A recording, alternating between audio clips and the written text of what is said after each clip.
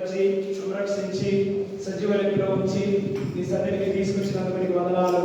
ఉదయకాలం తండ్రి ఉపవాసంలో కూడా మీరు సహాయపడుతూ వచ్చిన బిడ్డలు బట్టి నీకు వందనాలు, స్తోత్రాలు. ఆలస్యమైంది తండ్రి, పరిస్థితులన్నీ ఎరిగినది. వర్తమానంలో ఆరాధనలో బల వర్తమానంలో బల దగ్గర పరిచర్యలో నీ రక్తమాంసంలో పాల్పొందడంలో కానుకలో ప్రకటనలో బయట ఆశీర్వాదంలో సహవాసంలో కూడా మీ సహాయాన్ని కోరుకుంటూ వస్తున్నా. వచ్చిన బిడ్డలందరినీ బట్టి నీకు వందనాలు. ఇంకా తండ్రి వాతావరణాన్ని బట్టి ప్రభా మేము రాలేకపోతున్నామని చెప్పే వాళ్ళు ఉంటున్నారు, బలహీనంగా ఉన్నామో రాలేకపోతున్నామని చెప్పే వాళ్ళు ఉన్నారు. వారితో మేము మాట్లాడి తండ్రి నీ సన్నిధిని భయమును ప్రభా అనుగ్రహించి ఉంటున్న సమయంలో వ్యర్థం చేసుకోకుండా నీ సన్నిధికి నీ సహవాసం వచ్చి నేను ఆరాధించడానికి ప్రతి ఒక్కరికి సాయం చేయమని ప్రార్థిస్తూ వస్తున్నా. దయగలిగిన చూపించండి. కోడికి ఆరంభం నుంచి ముగింపు వరకు నీ సన్నిధిని కాపాడించి మీరే మహిమ పొందుకోవాలని ప్రార్థిస్తున్నాం. మధ్యలో మీరు ఉన్నారని నమ్ముచు మమ్మల్ని అందరినీ మీ హస్తాలకు చెప్పుకుంటూ మా రక్షకుడు విమోచకుడు దేవుడైనటువంటి యేసుక్రీస్తు నామములో స్తుతించి ప్రార్థించుచున్నాం తండ్రి. ఆమేన్. ఆమేన్.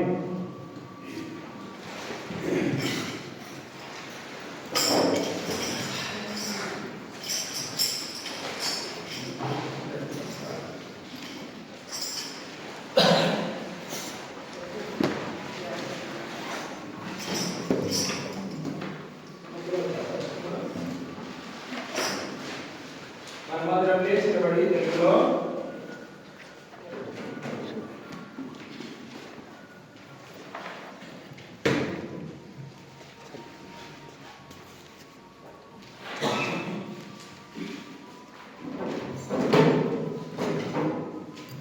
తెలుగులో 104, తమిళ 110, హిందీ 119. 119 హిందీ में తెలుగులో 104.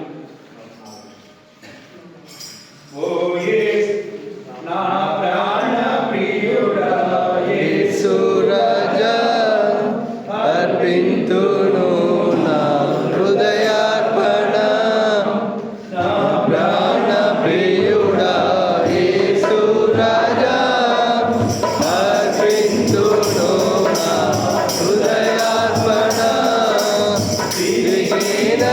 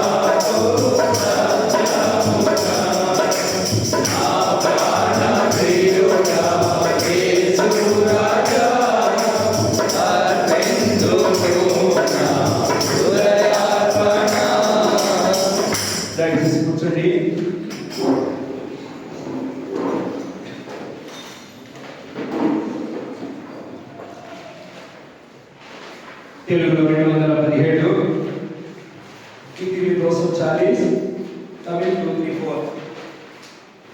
హిందీ 240, తమిళ్ 234, తెలుగులో 217. ఎవరి దగ్గర పాత పుస్తకం ఉంటే 215 తెలుగులో. భక్తులారా స్మరించెదము ప్రభు చేసిన మేలులన్నిటినీ. భక్తులారా స్మరించెదము ప్రభు చేసిన మేలులన్నిటినీ.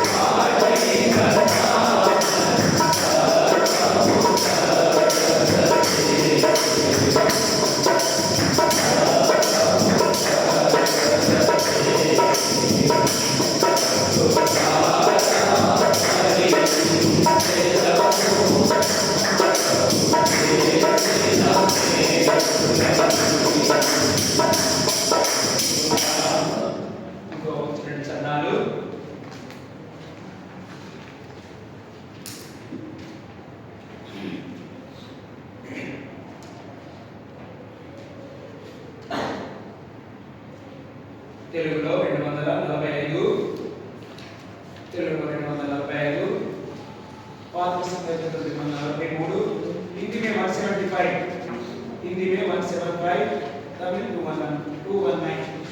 1 2 లాస్ట్ చరణం పాడుతుందా? 1 2 లాస్ట్.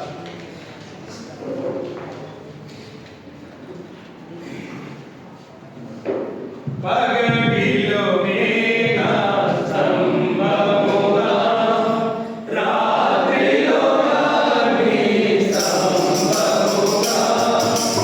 పగటిలో మేఘ సంభవముగా, రాత్రిలో అగ్ని సంభవముగా,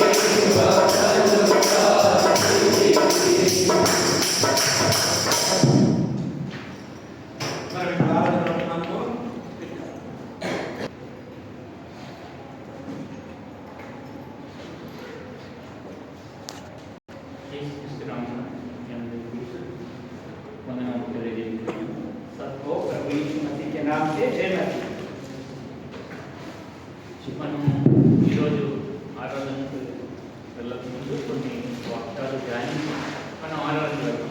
आज हम उपासना में जाने से पहले कुछ वचन को ध्यान करके उपासना में जाएंगे। మన ఆరాధనకి వెళ్ళడానికి కీర్తనలు आइए भजन संहिता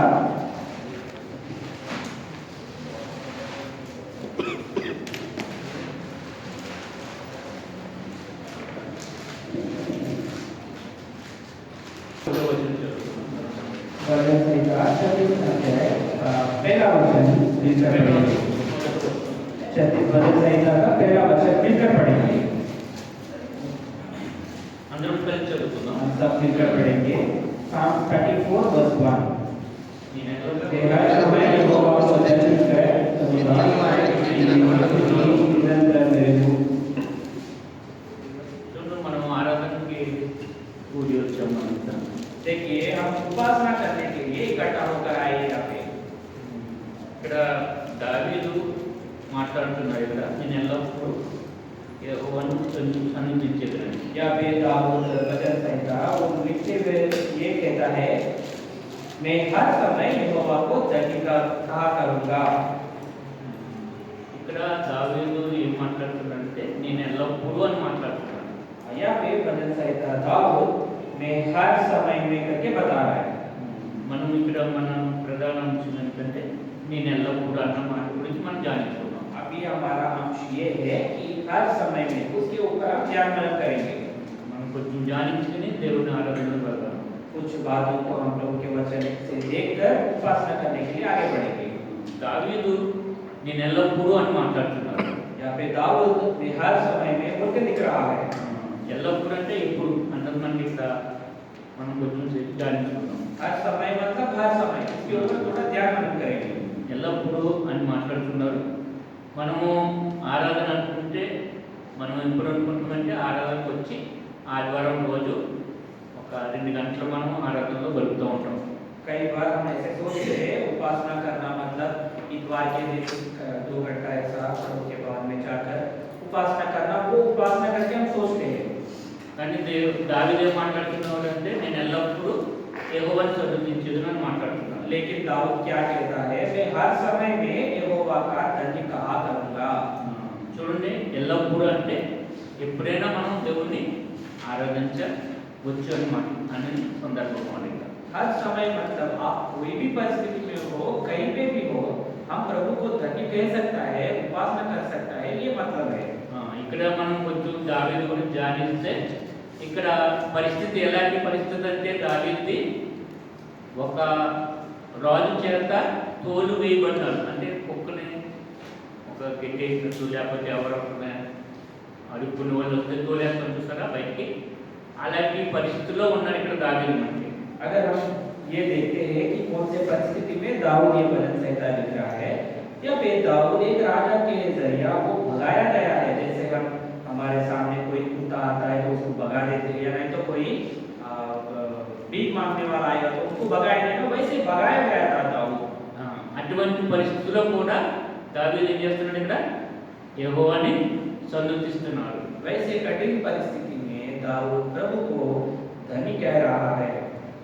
కాబట్టి మనము ఆరాధనకు వచ్చాము, ఆదివారం ఒక రోజే ఆరాధన దినమను అని తలుస్తూ ఉంటాం.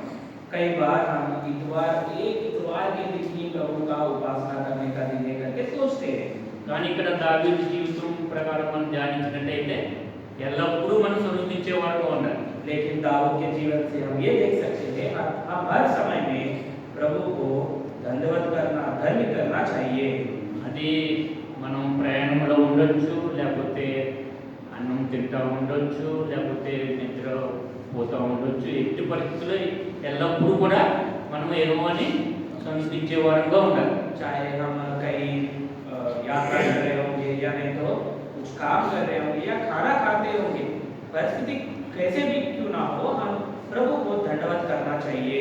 చూడండి, మళ్ళీ ఒకసారి చదువుకుందాం. आइए और एक बार पढ़ेंगे 34 వచ్చింది. 34 अध्याय 34 भजन संहिता उसका पहला वचन, నేను ఎల్లప్పుడూ मैं हर समय यहोवा को धन्य कहा करूंगा, निरंतर मेरे मुख से होती रहेगी। చూడండి, చూడండి ఎల్లప్పుడూ అని మాట్లాడుతున్నారు. यहाँ पे हर समय बोल के लिखा हुआ है। ఎటువంటి పరిస్థితిలో ఉన్నా కూడా మనం ఆరాధించే బిడ్డలుగా మనం ఉండాలి. परिस्थिति कैसे भी क्यों ना हो, हम प्रभु को धन्यवाद करने वाले जन होना चाहिए। కానీ మనం కొన్ని సందర్భంలో ఆరాధించే వాళ్ళు ఉంటాం. लेकिन हम तो कुछ कोई संदर्भ को देख चुन कर उपासना आराधना करते हैं। కొంతమంది మిషనరీస్ పరిస్థితి ఎటువంటి పరిస్థితి ఉన్నదంటే వాళ్ళు ప్రార్థిస్తానికి కానీ ఆరాధిస్తానికి ఎన్ని స్థలం లేని పరిస్థితుల్లో ఆరాధించే వాళ్ళు ఉన్నారు. कोई मिशनरी या नहीं तो जो प्रभु के वचन को प्रचार करने वाले प्रचारकों के जीवन में अगर हम देखते हैं, उन लोग ऐसे परिस्थिति में प्रभु को आराधना करते आए, वहाँ पे उन लोग को खड़ा रहने का परिस्थिति भी नहीं था। ఒక సేవకుడి గురించి విన్నాను. ఆయన ఆరాధిస్తానికి స్థలం లేక ప్రార్థిస్తానికి స్థలం లేక ఆయన బాత్రూంలో ప్రార్థించేవారు. एक दास के बारे में सुन के आए थे, वो प्रार्थना करने के लिए उपासना करने के लिए उनके पास जगह नहीं था, तो वो कोई बाथरूम में चले जाकर वहाँ पे प्रभु को आराधना करना प्रार्थना करना किया करता था। ఆ దేశంలో దేవుని ప్రార్థిస్తానికి కూడా అవకాశం లేదన్నమాట. అటువంటి పరిస్థితుల్లో కూడా ఆ సేవకులు బాత్రూంలో కూడా స్తుతించేవారు, ప్రార్థించేవారు. वो देश ऐसा है, उन लोगों को वहाँ पे प्रार्थना करना और उपासना करने का अनुमति नहीं था, इसलिए जब भी उन लोग बाथरूम में जाते हैं या नहीं तो प्रार्थना और आराधना करने के लिए उन लोग बाथरूम में चले जाकर वहाँ पे उन लोग आराधना और प्रार्थना करते थे। కాబట్టి మనం ఆరాధనకు వచ్చాము. ఎటువంటి పరిస్థితుల్లో మనం వచ్చామన్న దేవునికి తెలుసు. देखिए, हम प्रभु को आराधना करने के लिए आए हैं, हम कैसे परिस्थिति में यहाँ पे उपस्थित है प्रभु जानता है। కాబట్టి మనం ఎట్టి పరిస్థితుల్లో ఉన్నా కూడా దేవుని ఆత్మతో సత్యంతో ఆరాధించే వారుగా ఉండాలి. इसलिए हम कोई भी परिस्थिति में क्यों ना हो, हम प्रभु को आराधना करना उपासना करना चाहिए। పరిశుద్ధత లేకుండా మనం దేవుని దగ్గరికి రాలేమని మాట్లాడుతున్నాం. प्रभु का वचन ये कहता है, हम पवित्र ना होते हुए प्रभु के सामने नहीं आ सकते हैं। చూడండి ఏప్రిల్ రాసిన పత్రిక आइए इब्रानियों की पत्री 12వ అధ్యాయం 12 अध्याय 14వ వచనం అందరం కలిసి చదువుతాం. 14 वचन सब मिलकर पढ़ेंगे। इब्रानियों की पत्री 12 अध्याय 14 पद। ఏప్రిల్ రాసిన పత్రిక 12వ అధ్యాయం 14వ వచనం. इब्रानियों की पत्री 12 अध्याय 14 पद। सबसे मेल मिलाप रखो और शुद्धता की बोली जिससे ना कोई प्रभु को कभी ना देखेगा। చూడండి ఇక్కడ దేవుడు మాట్లాడుతున్నాడు. పరిశుద్ధత లేకుండా ఎవరు దేవుని చూడలేదు అని మాట్లాడుతున్నాడు. यहाँ पे हम प्रभु के वचन से ये देखते हैं, और उस पवित्रता के खोज हो जिसके बिना कोई प्रभु को कदापि ना देखेगा। మన పాత నిబంధన ప్రకారమై మనం ఒక పరిశీలించినట్లయితే अगर हम पुराना नियम के साथ अपने आप को तुलना करेंगे, అసలు మనకి మందిరం దగ్గరికి కానీ మందిర ఆవరణంలోకి కానీ రావడానికి కూడా అర్హులు కాదు మనం. प्रभु के भवन में प्रवेश करना यानी तो प्रभु के भवन के नजदीक आने के लिए भी हम योग्य नहीं है।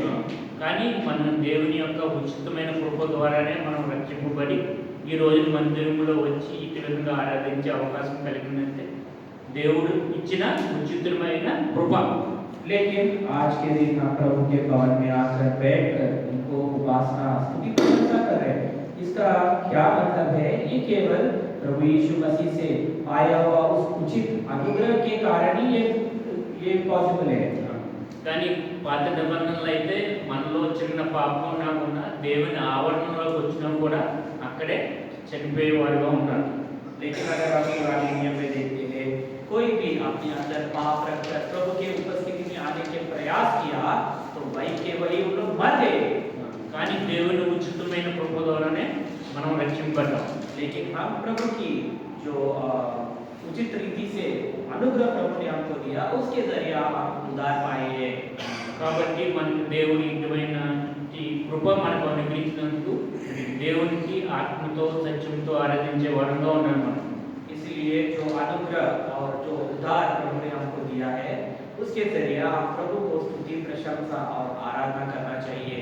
కాబట్టి మనలో పరిశుద్ధత కలిగి మనం ఆత్మతో సత్యంతో ఆరాధించడానికి దేవుడు కృప కావాలని మనం ప్రార్థిద్దాం.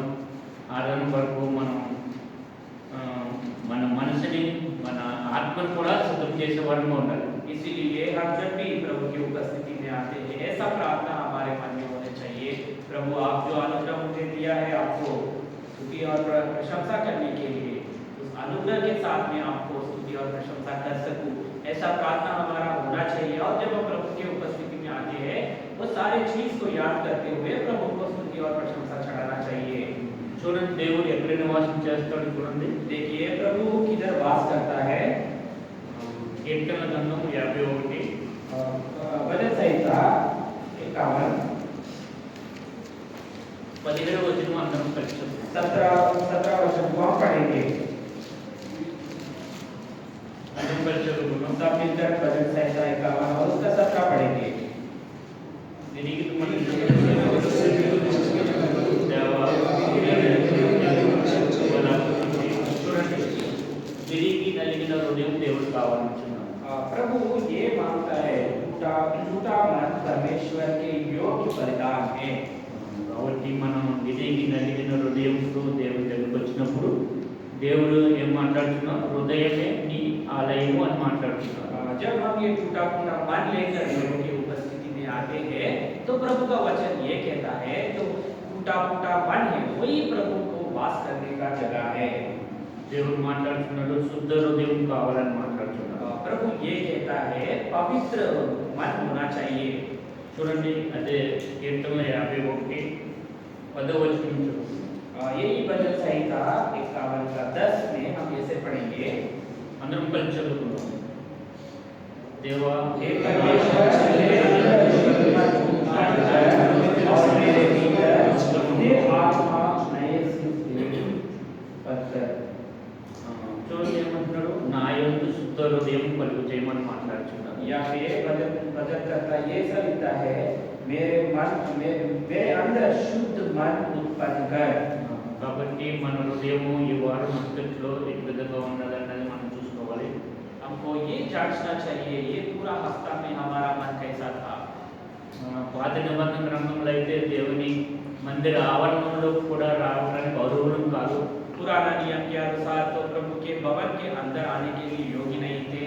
కానీ దేవుని ఉచితమైన కృప ద్వారా మనము మందిరంలోకి వచ్చి స్వేచ్ఛగా ఆరాధించడానికి దేవుడు అవకాశం కలిగించాడు. लेकिन प्रभु के अनुग्रह के जरिए उनके मंदिर में उनके भवन में आकर हम आसान रीति से प्रभु को उपासना करने के लिए प्रभु ने सहायता किया।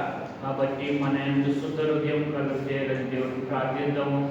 इसलिए हमारा प्रार्थना ये होना चाहिए प्रभु मेरे अंदर शुद्ध मन बनाइए। కాబట్టి మన విడిగిన మనస్సు దేవుడు అలక్ష్యం చేయడానికి మాట్లాడుతున్నాడు. और प्रभु का वचन ये कहता है जो टूटा फूटा मन है प्रभु उसको कभी भी नहीं दिखाएगा। కాబట్టి మన హృదయం ఏ విధంగా ఉన్నదో మనం పరీక్షించుకోవాలి. इसलिए हमारा मन कैसा है ये जांचना चाहिए। మన స్థితి ఎలా ఉన్నదని మనం చూసుకుందాం. हमारा परिस्थिति कैसे कैसे है जांचना चाहिए। దేవుని ఆరాధనకు వచ్చే ఈ వారం అంతట్లో మన పరిస్థితి ఎలా ఉన్నదని మనం మన యొక్క హృదయమును మనం పరీక్షించే వారంగా ఉండాలి. हमारे मन कैसा है आज हम प्रभु को उपस्थिति में उनको आराधना करने के लिए आए हमारा मन कैसा है ये जांचना चाहिए। కాబట్టి దావీదు మాట్లాడుతున్నాడు 34 వచనంలో నేను ఎల్లప్పుడూ యెహోవాను సన్నిధించుదని మాట్లాడుతున్నాడు. इसलिए पहले हम देख के आए थे भजन संहिता की 34 का पहला वचन में मैं हर समय प्रभु को धन्य करूंगा। కాబట్టి మన పరిస్థితి మన హృదయం మనం పరీక్షించుకుంటూ దేవుని ఆరాధన స్తుతించే బిడ్డలుగా ఉండాలి. इसलिए हमारे मन को जांचते हुए हम हमारे जीवन में प्रभु ने जो भलाई किया उसको याद करते हुए प्रभु को धन्यवाद कहना चाहिए। దేవుడికి ఎన్నో నామములు పెట్టబడి ఉన్నాయి. प्रभु को अनेक नाम दिया गया था కానీ మనం కొన్ని మాటలతోనే దేవుని స్తుతించే వారం ఉంటాం. लेकिन हम कुछ बातों को याद करते हुए हमारा प्रभु को उपासना करेंगे। కానీ మనం ఈ రోజు కొన్ని దేవుని యొక్క నామములను ధ్యానించే వారంగా ఉండాలి. अभी हम प्रभु का कुछ नामों को ध्यान करना चाहिए। మీకు ఒక చిన్న టెస్ట్ కూడా నేను ఇవ్వాలని తలంపుకుంటున్నాను. నేను भाई हमको एक छोटा सा टेस्ट देना चाहता है। నాకు కూడా చూడండి, దేవుడికి ఏమేమి పేరు ఉన్నదో ఆ పేరుని బట్టి మనం ఎల్లప్పుడూ స్తుతించే వారంగా ఉండాలి. देखिए प्रभु का क्या क्या नाम है वो नाम को याद करते हुए प्रभु को उपासना करना चाहिए। మన దేవుడికి ఎన్నో రకాలమైన పేర్లు ఉన్నాయి. हमारे प्रभु को कई नाम हैं। కాబట్టి మనం కొన్ని పేర్లు చూద్దాం. देखिए कुछ नाम को आप देखेंगे। యెషయా గ్రంథం यशायाह नबी की पुस्तक 9వ అధ్యాయం 9 अध्याय 6వ వచనం 6 वचन। అందరం కలిసి చూద్దాం. सब मिलकर पढ़ेंगे यशायाह नबी की पुस्तक 9 अध्याय का 6 वचन। ఎలియనగా क्योंकि हमारे लिए एक बालक उत्पन्न हुआ, हमें एक पुत्र दिया गया है और पिता उसके कंधे पर होगा और उसका नाम अद्भुत है। చూడండి ఇక్కడ ఎన్ని పేర్లు ఉన్నాయి చూడండి. देखो यहाँ पे कितना नाम लिखा हुआ है। చెప్పండి, మీరు చెప్పండి.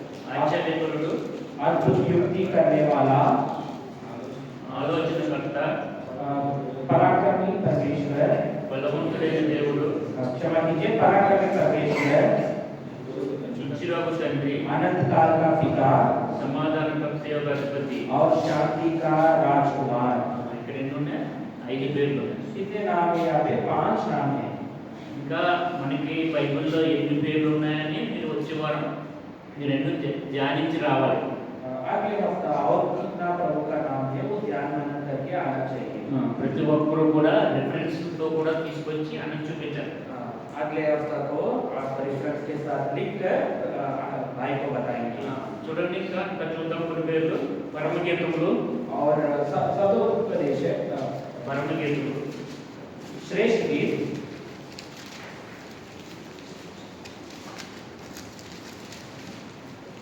5వ అధ్యాయం 5 अध्याय 10వ వచనం. 10 वचन। श्रेष्ठ गीत 5 अध्याय का 10 वचन। అందరం కలిసి చదువుదాం. सब मिलकर पढ़ेंगे। నా मेरे ప్రియ बेटे सरोरा और प्रभावला है, दक्षिणराज में उत्तम है। చూడండి, ఇక్కడ ఎన్ని పేర్లు ఉన్నాయి? यहाँ पे कितने नाम हैं? చెప్పాలి. ధవలవర్ణుడు, वो लाल गोरा है, రత్నవర్ణుడు, लाल सा है, అతి కాంక్షణీయుడు. वह 10,000 में उत्तम है। చూడండి ఎక్కడ ఉన్నాయి? 50 పేర్లు ఉన్నాయి. यहाँ पे 3 नाम हैं। చూడండి అలాగా. ఇంకా బైబిల్లో చాలా పేర్లు ఉన్నాయి. ఇంకొక 2 పేర్లు చూసి మనం ఆడవాళ్ళకి వెళ్దాం. ఈ పేర్లన్నీ పెట్టి మనం ఎల్లప్పుడూ నిత్యము కీర్తించే వారిగా ఉండాలి. और 2 नाम देखेंगे और इस नाम को स्मरण करते हुए आप प्रभु को उपासना चढ़ाएंगे। చూడండి, యెషయా గ్రంథం यशायाह नबी की पुस्तक 43 और 43 43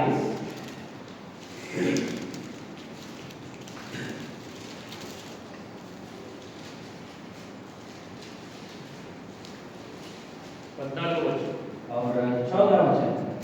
కలిసి చదువుకుందాం. सब मिलकर पढ़ेंगे यशायाह नबी की पुस्तक 43 का 14 वचन।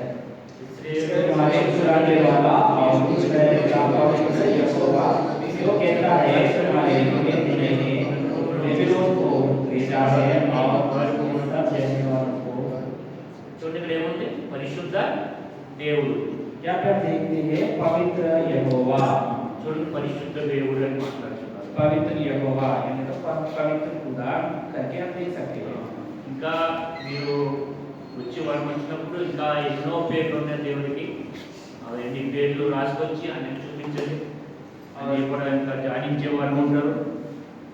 और अगले हफ्ता जब आप आएंगे और भी नाम आप बाइबल में ढूंढकर लेके आ सकते కూడా हैं, తీసుకురావాలి. रेफरेंस के साथ लेके आ सकते हैं और भाई को दिखा सकते हैं। ఎక్కువ ఎవరు పేరు తీసుకొస్తారో వాళ్ళకి గిఫ్ట్ కూడా ఇచ్చే ఏర్పాటు చేస్తాను. जो कोई ज्यादा नाम लेके आते हैं उनको गिफ्ट भी प्रबंध करेंगे। ఇంకా కొన్ని పేర్లు చెప్తాను నేను. మీరు అన్ని రిఫరెన్స్తో తీసుకురావాల్సిందిగా మాట్లాడుతున్నాను. अभी भाई थोड़ा पेपर लीक करके कुछ नाम बताएगा, वो रेफरेंस आप लेके आना पड़ेगा। ఇతడే ఇమ్మానుయేలు దేవ, वो हमारा इमानुएल प्रभु है, అబ్రహాం దేవ, अब्राहम का प्रभु है యూదుల రాజా, और यूदा का राजा, ఇస్సాకు దేవుడు, इसहाक का देव యాకోబు దేవ, और याकूब का प्रभु మరియ కన్య, और ఇలా చాలా పేర్లు ఉన్నాయి దేవుడికి. वैसे कई नाम है प्रभु का। ఈ పేర్లన్నీ మనం పెట్టి మనం ఆరాధిస్తే రోజైనా సరిపోదు మనకి. ऐसे प्रभु का नाम ही स्मरण करते हुए अगर हम प्रभु का उपासना चढ़ा की कोशिश करेंगे, एक पूरा दिन भी हमको काफी नहीं होगा। కాబట్టి మనం దావీదు ప్రకారం నేను ఎల్లప్పుడూ యెహోవాను సన్నిధించుదని మాట్లాడుతున్నాడు. इसलिए जैसा दाऊद कहता है, मैं हर समय प्रभु को धन्य कहा करूंगा। నేను నీకు నూతన పేరు ఇస్తానని మాట్లాడుతున్నాడు. और प्रभु ये कहता है, मैं आपको एक नया नाम दूंगा। కాబట్టి దేవుడి యొక్క పేరుతో దేవుడిని ధ్యానించి ఆరాధించే వారంగా ఉండాలి. इसलिए प्रभु का नाम को स्मरण करते हुए हम उसको उपासना स्तुति प्रशंसा దానికంటే करना चाहिए। దానికంటే ముందు దేవుడు మాట్లాడుతున్నాడు. పరిశుద్ధత లేకుండా దేవుడిని చూడలేమని మాట్లాడుతున్నాడు. और उससे पहले प्रभु का वचन ये कहता है, पवित्रता के बिना हम प्रभु को नहीं देख सकते हैं। కాబట్టి మనం ఈ వారంలో ఏ విధంగా తప్పిపోయాము చనిపోయామని పరీక్షించుకుని इसलिए हम इस बीते हुए हफ्ते में कैसे गिर पड़े हैं, उस चीजों को याद करते हुए దేవుడు దావీదు మాట్లాడినప్పుడు నేను ఎల్లప్పుడూ యెహోవాను సంతుదించాలని మాట్లాడుతున్నాడు. కాబట్టి जैसे दाऊद कहता है, मैं हर समय में प्रभु को धन्य कहा करूंगा। అటు విధంగా మనం దేవుడికి ఇచ్చిన పేర్లను బట్టి దేవుని ఆరాధించే వారంగా ఉండాలి. वैसे ही हम प्रभु को जो नाम दिया गया है, उस नाम को याद करते हुए प्रभु को उपासना स्तुति प्रशंसा करना चाहिए। కాబట్టి దేవుడు మనం ఆరాధించడానికి వచ్చిన ఒకటి ఆత్మతో సత్యంతో ఆరాధించే వారంగా ఉండాలని దేవుడు కోరుకుంటూ కొద్ది పాపం దేవుడు ఇచ్చారా ప్రార్థించండి. हम प्रभु को उपासना करने के लिए आए, आत्मा और सच्चाई से हम प्रभु को उपासना कर पाए, ऐसा हमारा प्रार्थना होना चाहिए। और आत्मा और सच्चाई से हम प्रभु को उनके उपस्थिति में उनको उपासना करेंगे।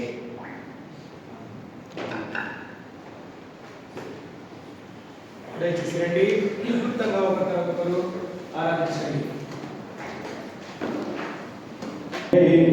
మరచుగాని నీవు ఎన్నడు మరువవు, తండ్రి ప్రేమ మారదు, మార్పు చెందని ప్రేమయే, తండ్రి ప్రేమ మారదు, మార్పు చెందని ప్రేమయే, ప్రేమ గల మా ప్రభువా, ప్రేమయ్యున్నావయా,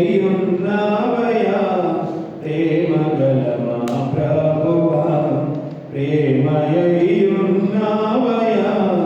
ప్రేమ గల మా ప్రభువా, మరణమంతా బలము గలది నీదు ప్రేమ ప్రభువా, మరణమంతా బలము గలది నీదు ప్రేమ ప్రభువా, వరదలార్పచాలవు విజయుడా నీ ప్రేమను, వరదలార్పచాలవు విజయుడా నీ ప్రేమను, ప్రేమ గల మా ప్రభువా, ప్రేమయ్యున్నావయా, ప్రేమ గల మా ప్రభువా. ప్రేమానమ్మకం కలిగిన తండ్రి, కృప కలిగిన నా ప్రభా, ఈ సాయంకాల సమయంలో ప్రభా నీ బిడ్డలతో పరిశుద్ధులతో రాజులైన యాజక సమూహంతో నేను కూడా కలిసి ఆరాధించే భాగ్యం ఇచ్చినందుకు నీకు వందనాలు. అవును తండ్రి, నేను ఎల్లప్పుడూ స్తుతించదని దావీదు మహారాజు సెలవిస్తా ఉన్నాడు. ప్రభా, నేను ఎల్లప్పుడూ స్తుతించే భాగ్యమును మీరు నాకు ఇస్తున్నందుకు బట్టి నీకు వందనాలు. మాట్లాడిన ప్రతి మాటను బట్టి నీకు వందనాలు. నీవు ధవలవర్ణుడు, రత్నవర్ణుడు, సమాధానకర్తవి, ప్రభా ఆశ్చర్యకరుడు, ఆలోచనకర్తూ బలవంతుడమైన దేవుడుగా మీరు ఉన్నందుకు కొరకై నీకు వందనాలు, స్తుతి స్తోత్రాలు. పరిశుద్ధుడమైన తండ్రిగా మీరున్నందుకు నీకు వందనాలు చెల్లించుకుంటున్నా. అంత గొప్ప దేవుడవయ్యుండి, అంత అద్భుతకరుడవయ్యుండి ప్రభా నా కొరకు ఉమ్మివేయబడ్డావు, కొట్టబడ్డావు తండ్రి.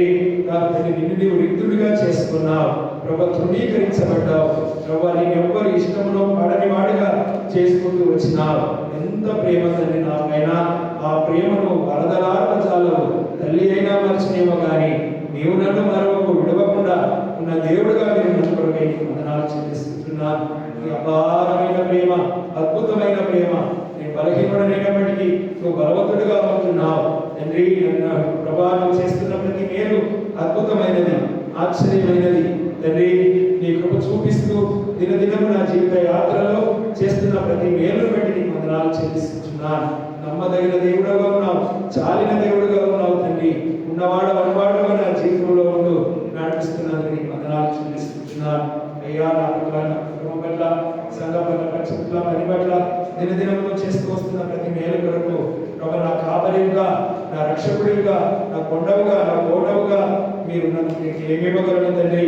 ఏమి ఇచ్చినప్పటికీ ప్రస్తుతం ఒప్పుకుంటూ నా ప్రభు నా పూర్వకమైనటువంటి స్థుతి ఆరాధన నా రక్షకుడైన యేసు క్రీస్తు నామములో నీకే సమర్పిస్తున్నాను తండ్రి.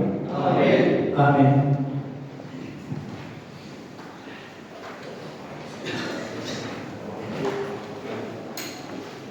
మనమందరం లేచి నిలబడి సమిష్టి ఆరాధన నిమిత్తమై తెలుగులో 165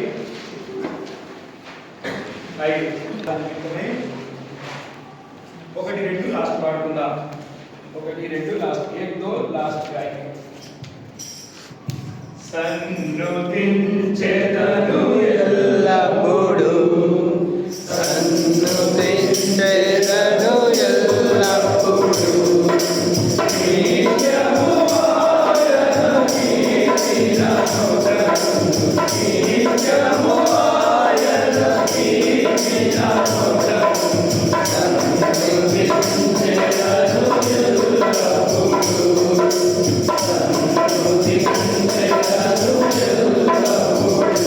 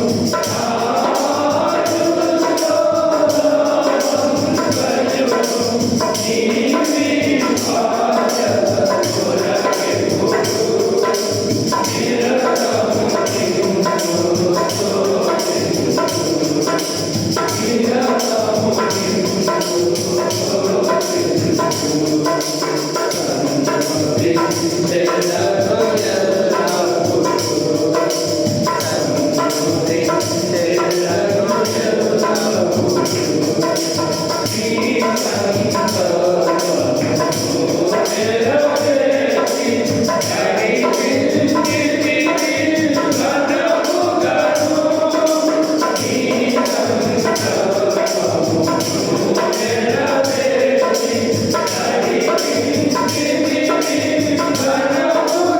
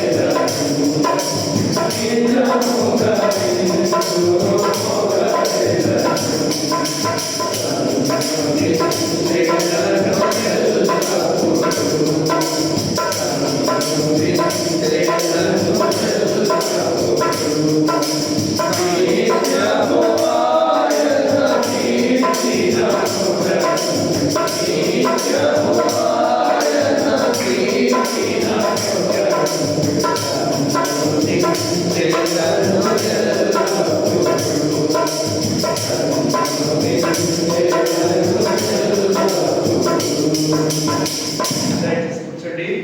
మన బలవంతమైన ఇక్కడ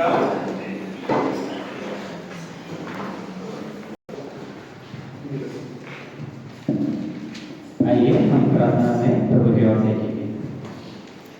రండి ప్రార్థించుకుందాం, ప్రభావించుకుందాం. हमारे प्यारे प्रकारी परमेश्वर पिता प्रभु जी, सुंदर समय के लिए आभार धन्यवाद प्रभु। आपने हमको आत्मा और सच्चाई से आपकी उपस्थिति में प्रभु जी उपासना करने के लिए सहायता और मदद किया प्रभु। अभी हम मेज में भाग लेने के लिए प्रभु अपने आप को परखने के लिए थोड़ी वचन की ओर देख रहे हैं प्रभु। आपका जो मन का इच्छा है उसके अनुसार हमसे बातें कीजिए और विशेष रीति से योग्य रीति में प्रभु हमको आपके में बात लेने के लिए सहायता और मदद कीजिए। मुझे निकम में दास हूँ, आपके प्रभु योजना के अनुसार इस्तेमाल कीजिए। भाई को भी प्रभु सही शब्द दीजिए ताकि हम एकता में प्रभु आपका सेवा कर पाए। छोटी सी प्रार्थना महान उद्धारकर्ता प्रभु यीशु मसीह के नाम से मांगते हैं, सुनिए और ग्रहण कीजिए। आमीन। आइए वचन संहिता 122 और उसका पहला वचन मिलकर पढ़ेंगे। Psalms 122:1। కీర్తనల గ్రంథము రండి 122. కీర్తనల గ్రంథము 122 और उसका पहला वचन हम मिलकर पढ़ेंगे। మొదటి వచనం మనం కలిసి చదువుకుందాం. మొదటి వచనాన్ని మనం అందరం కలిసి చదువుకుందాం. యెహోవా మందిరమునకు వెళుదామని జనులు నాతో అడిగినప్పుడు నేను సంతోషించితిని. अब मैं पढ़ूंगा, आप सुनिए। जब लोगों ने मुझसे कहा आओ हम बेतेल के भवन में जाएंगे, तब मैं आनंदित हुआ। मेरे बाइबल में ऐसा लिखा है। ఇక్కడ देखिए ఇక్కడ చూడండి, మరి బేతేలు మందిరం వెళుదామని జనులు నాతో అడిగినప్పుడు నేను సంతోషిస్తానని బైబిల్లో ఇలా రాయబడిందని సహోదరుడు చెప్తా ఉన్నాడు. सही है ये बात? కరెక్టేనా? बेतेल मतलब బేతేలు అంటే ఏంటి? हाँ, ये प्रभु దాని का అర్థం ఏంటి? బేతేలు అంటే ये प्रभु का उपस्थिति है మరి దేవుని యొక్క సన్నిధి. और हम बेतेल में आए हैं। మనం బేతేలుకు వచ్చినాం. ये मेरे जीवन में बहुत लागू करता है। మరి ఈ మాట సహోదరుడి జీవితంలో ఎంతో ప్రోత్సాహకరంగా ఉంటుంది. क्योंकि जब मुझे बोला गया आपको रसल कैमा का सेवा में जाना है, जब बताया गया तब से मेरा मन बहुत आनंदित है। మరి ఎప్పుడైతే అక్కడ సహోదరులు నువ్వు రాసల్ కైమా బేతేలుకు వెళ్ళాలని చెప్తూ వచ్చినారో అప్పటి నుంచి సహోదరుడు ఆనందంగా ఉన్నానని చెప్తా ఉన్నాడు. कई दिन हो गया मैं आपके बीच में नहीं आ पाया। కొన్ని దినాలు అవుతుంది మీ మధ్యలోకి రాలేకపోయాను. प्रभु ने हमारे ऊपर अनुग्रह देके हमको एक बच्ची दिया है। మరి దేవుని కృప వల్ల ఇప్పుడు దేవుడు అవకాశం ఇస్తూ వచ్చినాడు. అవును, సహోదరుడికి ఒక పాప జన్మించింది. उसके बाद थोड़ा इधर उधर जाने के लिए मैं थोड़ा कम हो गया, नहीं आ पाया अभी। మరి పాప పుట్టడం వల్ల కొంచెము పనులు ఉండడం వల్ల అక్కడిక్కడ వెళ్ళడం వల్ల రాలేకపోతూ వచ్చాను. लेकिन प्रभु जैसा अगुवाई करेगा, जैसा अनुग्रह देगा, आपके बीच में आने के लिए मैं प्रयास करूंगा, क्योंकि ये मुझे आनंद देता है। మరి ఇక్కడికి రావడం వల్ల ఆనందం కాబట్టి దేవుడు అవకాశం ఇచ్చినా కొద్ది నేను రావాలని తలస్తున్నాను. देखिए प्रभु ने हमको ये 2025 वर्ष में हमको सहायता करके आखिरी महीने में हमको लेकर आए हैं। మరి 2025వ సంవత్సరంలో సంవత్సరం అంతా కూడా దేవుడు కాచి కాపాడి ఆఖరి మాసమునికి మనల్ని దేవుడు నడిపించినాడు. जैसे हम ये महीना खत्म हो जाएगा, नया साल में जाएंगे अगर प्रभु का इच्छा है। మరి ఈ మాసము ముగియడంతోనే దేవుని చిత్తమైతే మనం నూతన సంవత్సరంలో అడుగు పెడతాం. इस मास को अंत करने से पहले మరి ఈ యొక్క నెల ముగియ ముందు मेरे मन में एक विचार आ रहा था। మరి సహోదరుడి యొక్క మనసులో ఒక ఆలోచన వచ్చేది, जो यहाँ पे आप लोग लगाते हैं, इस बात के ऊपर थोड़ा विषय परखने के लिए, अपने आप को जांचने के लिए। మనకి ఇక్కడ సార్వత్రిక సంఘ వాగ్దానం ఉంటుంది, దాని గురించి కొంచెము మనము ధ్యానిద్దాం.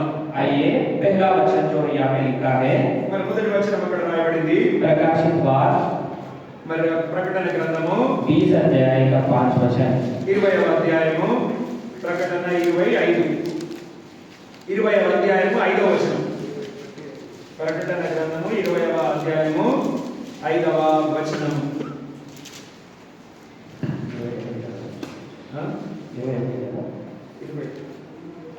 क्षमा कीजिए 21 अध्याय 21వ క్షమించండి 21:5 सब मिलकर पढ़ेंगे 21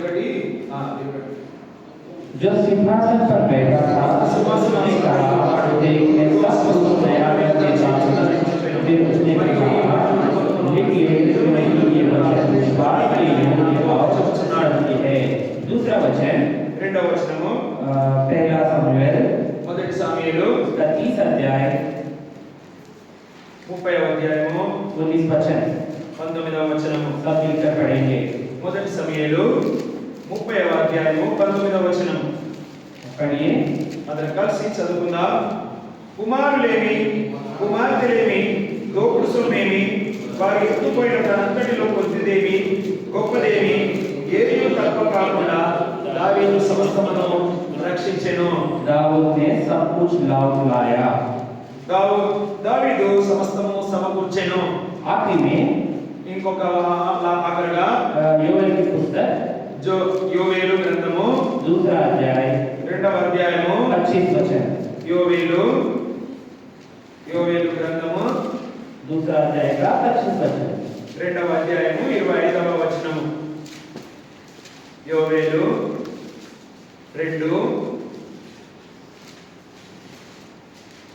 आमोस से पहले रहते हैं 2వ అధ్యాయము 25 वचन 25వ వచనము మీరు గడుపాలని పొంది మీ కొరకు ఇంత కార్యములు జరిగించిన మీ దేవుడైన యెహోవా నామమును స్తుతించినట్టు నేను పంపిన విడుదలను పొంగలి పురుగులను అసలు పురుగులను చీడ పురుగులను అను నా మహాసైన్యముని తిరివేసిన సంవత్సరముల పంటను మీకు మరలా నింపును अभी ये 3 वचन जो हम पढ़ के आए थे ఈ మూడు వచనాలు మనం చదవవచ్చా इसका क्या अर्थ हो सकता है మరి వీటి అర్థం ఏమిటి ये पूरा साल में हम इसके बारे में कई बार सुन के आए होंगे మరి మా ఈ వాక్యాలు మనము ఈ సంవత్సరం అంతట్లో మనం వింటూ వచ్చే ఉంటాం और जब मैं ये पढ़ रहा था मेरे मन में एक विचार आया మరి ఇప్పుడు నేనైతే ఇప్పుడు ఈ సోదరుడు ఎప్పుడైతే చదివిండో ఇది ఆయనకు ఒక ఆలోచన వచ్చింది मुझे ऐसा लगता है प्रभु ने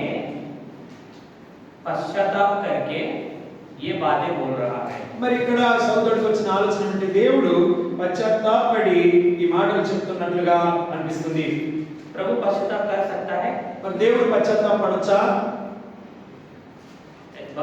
प्रभु का वचन ऐसा कहता है क्या कि प्रभु ने पश्चाताप किया మరి దేవుని వాక్యం అలా మాట్లాడుతుందా దేవుడు పశ్చాత్తాపడతాడని इंसान तो पश्चाताप करता है మరి మానవుడు మనిషి మరి పశ్చాత్తాపడతాడు लेकिन प्रभु तो सब कुछ ठीक बनाने वाला है उसको पश्चाताप करने का क्या जरूरत है మరి ప్రభు అయితే అన్ని సృష్టించినటువంటి వాడు మరి ఆయన పశ్చాత్తాపడడానికి అవసరమా लेकिन प्रभु बाइबल के अनुसार कई बार पश्चाताप किया మరి పరిశుద్ధ గ్రంథంలో చూసినట్లయితే దేవుడు కూడా కొన్నిసార్లు పశ్చాత్తాపడ్డట్టుగా చూస్తాం लेकिन प्रभु पश्चाताप करने का जो तरीका और हम लोग पश्चाताप करने का तरीका बहुत फर्क है మరి దేవుడు పశ్చాత్తాపడేటటువంటి క్రమము మనము పశ్చాత్తాపడేటటువంటి క్రమము చాలా మనకు వేరేగా ఉంటుంది प्रभु ने पहले बार उत्पत्ति का 6 अध्याय 6 वचन में पश्चाताप किया है మరి ఇక్కడ చూసినట్లయితే దేవుడు మరి ఆదికాండము 6వ అధ్యాయము 6వ వచనములో పశ్చాత్తాపడడం చూస్తాం कोई एक बार हिंदी में पढ़िए మరి ఎవరైనా సహోదరుడు नेपाली में पढ़ लीजिए हिंदी है अनि पृथ्वीमा मानिसले बनाउनु भएकोमा परमप्रभु पश्चाताप भयो अनि त्यस कुराले उहाँले हृदयलाई दुखित तुल्यायो नेपाली में क्या क्या लिखा है वहां पे यहाँ लेखा है पश्चाताप किया है ना पश्चाताप किया प्रभु ने भाई आप पढ़िए हिंदी में पढ़िए और यहोवा पृथ्वी पर मनुष्य को बनाने से पछताया और वह पछताया। मन में अति खेदित हुआ हिंदी में भी पछताया करके लिखा है तेलुगु में तो साफ साफ पश्चाताप पढ़ेनु अनराय पढ़ेनु తాను భూమి మీద నరులను చేసినందుకు యెహోవా సంతాపము నొంది తన హృదయములో నొచ్చుకొనెను प्रभु ने इंसान इंसान को बनाने के कारण इस संसार में प्रभु ने पहले बार पश्चाताप हुआ है। మరి ఇక్కడ చూసినట్లయితే మనుషులను సృష్టించినందుకు మొదటిసారి దేవుడు ఇక్కడ సంతాపం పొందినట్టుగా మనం చూస్తాం. प्रभु कब पश्चाताप करता है? మరి దేవుడు ఎప్పుడు సంతాపం చెందుతాడు?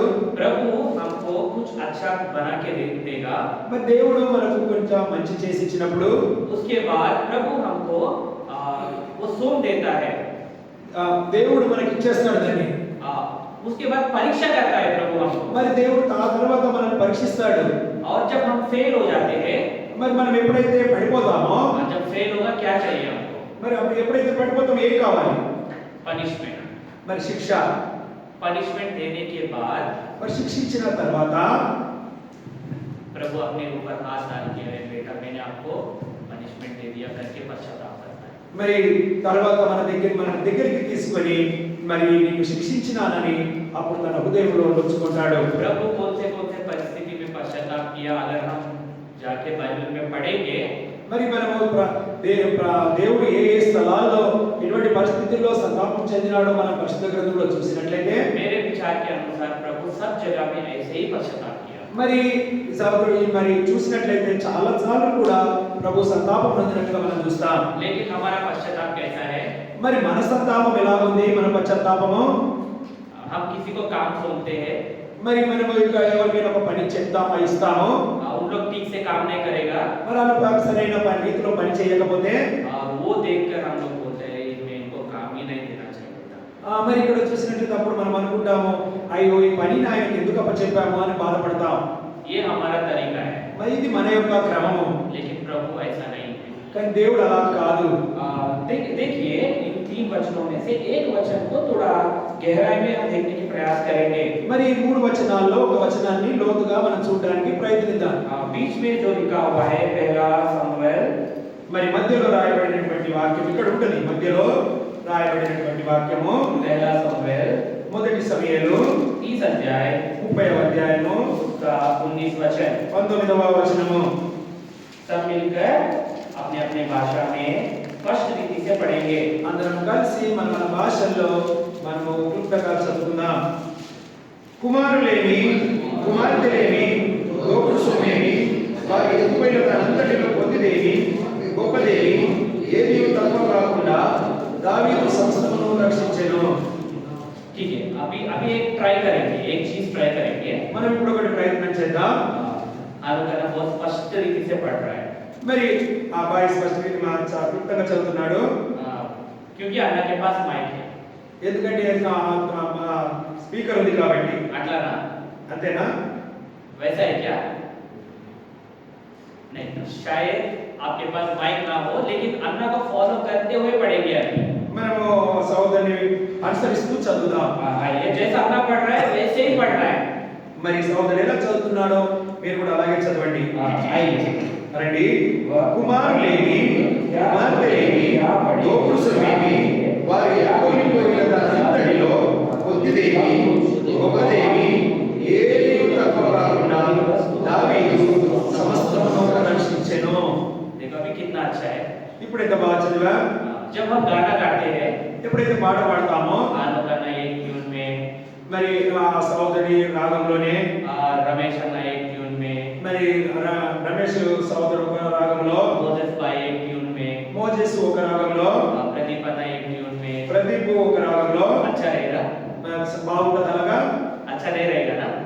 బాగుంటది కదా? इसलिए जब हम वचन पढ़ते हैं, साथ मिलकर पढ़ते हैं, एक ही धुन में पढ़ना है। ఎప్పుడైతే మన వాక్యం కూడా చదువుతామో మనందరి ఆ స్పష్టత అనేది రావాలి. नहीं तो क्या बोलते हैं, यहाँ पे मिक्सचर चल रहा है, मिक्सचर। మరి అప్పుడు ఎలా అనిపిస్తుంది అంటే అంత మిక్స్ అయిపోయినట్టుగా ఏదో సౌండ్ లాగా అనిపిస్తుంది. ठीक है, రండి. तो ये यहाँ पे हम देखते हैं प्रभु इस वचन के अनुसार, जो शीर्षक वचन है उसके अनुसार प्रभु का वचन ये कहता है, दाऊद ने सब कुछ लौट लाया। మరి ఇక్కడ చూసినట్లయితే ఇప్పుడు మనం చదివిన వాక్య భాగం బట్టి దావీదు సమస్తమును రక్షించెను. लौट लाने से पहले क्या करना चाहिए? మరి సమకూర్చడానికి ముందుగా మనం ఏం చేయాలి? हम सब कुछ कब लौट लाते हैं? మరి ఎప్పుడు దాన్ని అంతా తిరిగి తీసుకొచ్చుకుంటా? भाई कोई बताइए आप, ఎవరైనా చెప్పండి. कब लौट लाते हैं? ఎప్పుడు తిరిగి తీసుకొచ్చుకోగలము? जब हम खो जाते हैं ఎప్పుడైతే పోగొట్టుకుంటామో तब लौट लाने का मौका मिलता है। తిరిగి తీసుకొచ్చుకోవడానికి మనకు అవకాశం దొరుకుతుంది. अगर हम खोया ही नहीं, మరి మనం పోగొట్టుకోనే లేదు, लौट लाने का कोई बात नहीं बनेगा। మరి తిరిగి తీసుకొచ్చుకునే దాని అదే అర్థమే ఉండదు. दाऊद के जीवन में उसने क्या उसने छोड़ दिया है, तो क्या खो गया? మరి ఇక్కడ వచ్చి దావీదు యొక్క జీవితంలో ఏ కోల్పోయినాడు? अगर हम ये 30 अध्याय पहले से पूरा अध्याय पढ़ेंगे तो हमको समझ में आएगा। మరి 30వ అధ్యాయము మొదటి నుంచి చదివితే మనకు అర్థమవుతుంది. लेकिन समय को बचाने के लिए हम केवल पहला 4 वचन को पढ़ेंगे। మరి మన సమయాన్ని కాపాడుకోవడానికి మనం మొదటి 4 వచనాలు చదువుకుంటాం. बारी बारी में पढ़ेंगे। अन्ना तेलुगु में पढ़ेगा, उसके बाद दूसरा वचन हम पढ़ेंगे, फिर अन्ना पढ़ेगा, चौथा हम पढ़ेंगे। మార్చి చదువుకుందాం. నేను ఒకటి చదువుతాను, మీరు రెండవ చదవండి. దావీదును అతని జనులను 3వ దినమందు సిక్లాగునకు వచ్చిరి. అంతలో అమలేకీయులు దండెత్తి దక్షిణ దేశం మీదను సిక్లగు మీదను పడి కొట్టి దానిని తగలబెట్టి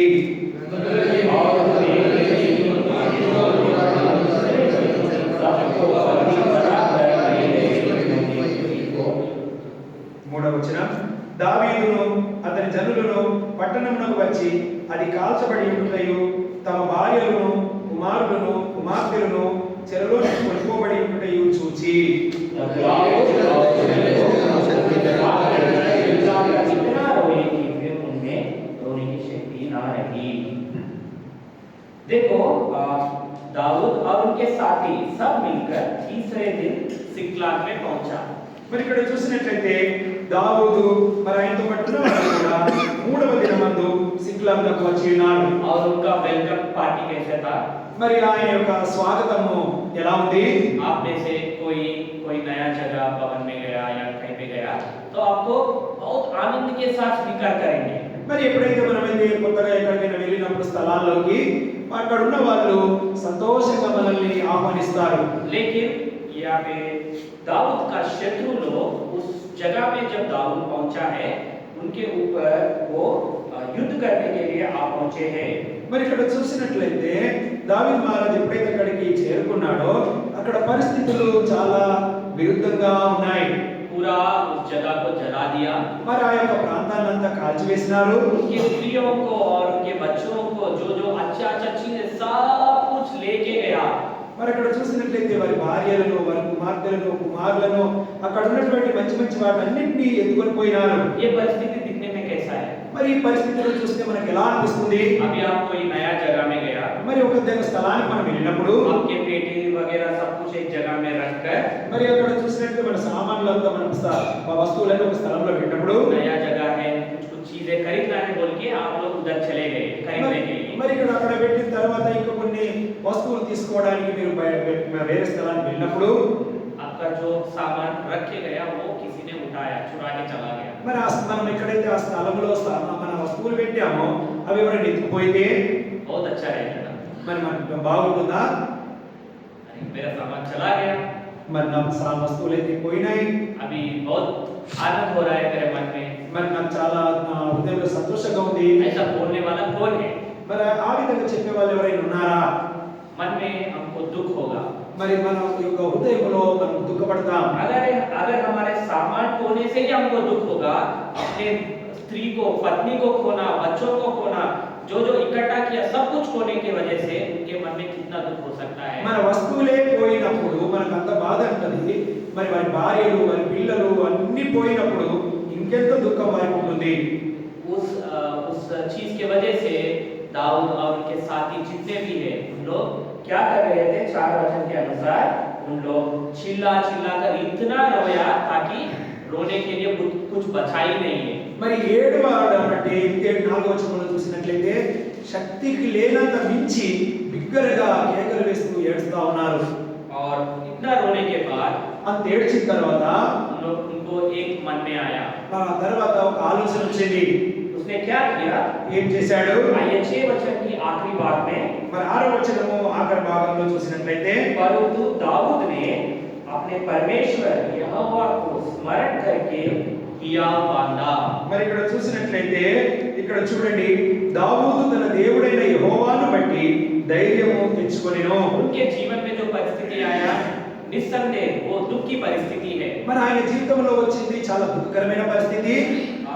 उसको सामना करना इतना आसान नहीं है। మరి దాన్ని జయించాలి అంటే దాన్ని మరి చేసుకోవాలంటే అది చాలా సులభమైన పని కాదు. తెలుగులో సామెత ఉంటది కదా, మూలుగుతున్న నక్క మీద తాటికాయ పడ్డాడు.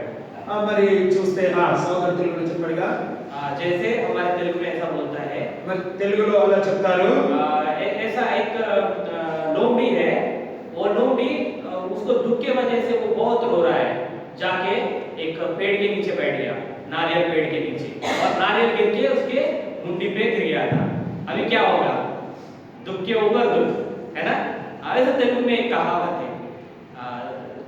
इसलिए वैसा हो गया इनका परिस्थिति। మరి ఆయన జీవితంలో కూడా ఇలాంటి పరిస్థితులు ఎదురైనాయి. लेकिन उसको सामना करने के लिए वो प्रभु में, यहोवा में उसने हिम्मत जुटाया और ढाढ़स बांधा, हियाव बांधा है। మరి ఇక్కడ చూసినట్లయితే ఏ దావీదు తన దేవుడైన యెహోవాను బట్టి ధైర్యం తెచ్చుకున్నాను మనం ఇక్కడ చూస్తాం. और उसने ये कहा, मेरे पास है ना, 7 वचन में ऐसा लिखा है, 7 वचन के बीच में एफोद को मेरे पास ला। మరి ఇక్కడ చూసినట్లయితే 7వ వచనంలో అంటున్నాడు, ఎఫోదును నా దగ్గరికి తీసుకొని రండి. ये एफोद के जो पीछे बैक स्टोरी है, ये बहुत बड़ा स्टोरी है। మరి ఎఫోదు అనగా చాలా అర్థం ఉంటుంది, అది కొంచెము మనము అది చాలా పెద్దగా ఉంటుందండి. लेकिन उन दिनों में प्रभु का वाणी सुनने के लिए, नहीं तो प्रभु का मन जानने के लिए ये एफोद को यूज करते थे। మరి ఇక్కడ ఆ దినాల్లో దేవుని యొక్క స్వరం వినాలన్నా, దేవునితో సన్నిధిని అనుభవించాలన్నా ఈ ఎఫోదును ఉపయోగించేవారు. उस एफोद को लेके आने के लिए वाक्य 10 लोगों को उसने बताया। మరి ఇక్కడ చూసినట్లయితే ఎఫోదును తీసుకురమ్మని తన దాసులతో చెప్తూ వచ్చినాడు. जब याजक लोग ने ये एफोद लेके आया, प्रभु से मांगना शुरू किया। ఎప్పుడైతే ఎఫోదు వారు తీసుకొచ్చి ఇచ్చినారో దేవుణ్ణి అడగడము ఆరంభించినాడు. उनके जीवन में जितना कष्ट आना था तब तक दाऊद ने सब कष्ट पा चुका है। మరి తన జీవితంలో ఎన్ని కష్టాలు అనుభవించాలో అన్ని కష్టాలు అనుభవిస్తూ వచ్చినాడు. और इस कष्ट परिस्थिति में, इस दुख सहने की परिस्थिति में दाऊद प्रभु से ये मांग रहा है 8 वचन के अनुसार, क्या मैं इस दल का पीछे करूं? చూడండి, ఇవన్నీ పరిస్థితులు కూడా వెళుతున్నప్పుడు దావీదు ఏమంటున్నాడు 8వ వచనంలో, నేను ఈ దండును తరిమిన ఎడల దాన్ని కలుసుకొందునా. दूसरा भाग में क्या उसको जा पकड़ूंगा? నేను వారిని చంపగలనా, जब వారిని పట్టు కలుసుకోగలనా. ये अगर हम कैसे बात कर रहा है दाऊद, ये सोचने की अगर सोचने का प्रयास करेंगे तो మనం ఈ మాటల గురించి మనం ఆలోచించినట్లయితే दाऊद ऐसा मांग रहा है, प्रभु मैं उन जो अमालेकी लोग हैं उनको पीछे करना चाहता हूँ, जो चीज उन लोग लेके गया वो लेकर लौट कर लेके आना चाहता हूँ, आप मुझे सहायता करेगा, मैं जा सकता हूँ क्या? ऐसा करके वो प्रभु को मांग रहा है। అమలేకీయులు చూసినట్లయితే మా జీవితాల్లో ఇలాంటి పరిస్థితి ఎదురైంది, మా భార్య మా పిల్లల్ని మా వస్తువులన్నీ తీసుకొని వెళ్ళిపోయారు, ఒకవేళ నేను వాళ్ళ వెంబడి వెళ్ళి నేను దాన్ని తిరిగి తీసుకొచ్చుకోగలనా అని దేవుని అడుగుతున్నాడు. अगर हम इसके पास जाके या नहीं तो अन्ना के पास आके अन्ना मैं ये लेके आना चाहता हूँ, क्या बोलेंगे आप? अगर ऐसा करके पूछेंगे तो अन्ना क्या बोलेगा? जाओ लेके। మరి ఇప్పుడు సహోదరుడి దగ్గరికి వెళ్ళి మనము ఇది తీసుకురావాలని అనుకుంటున్నాం అన్న అని చెప్పినప్పుడు ఏమంటాడు? వెళ్ళి తీసుకురమ్మని అంటాడు.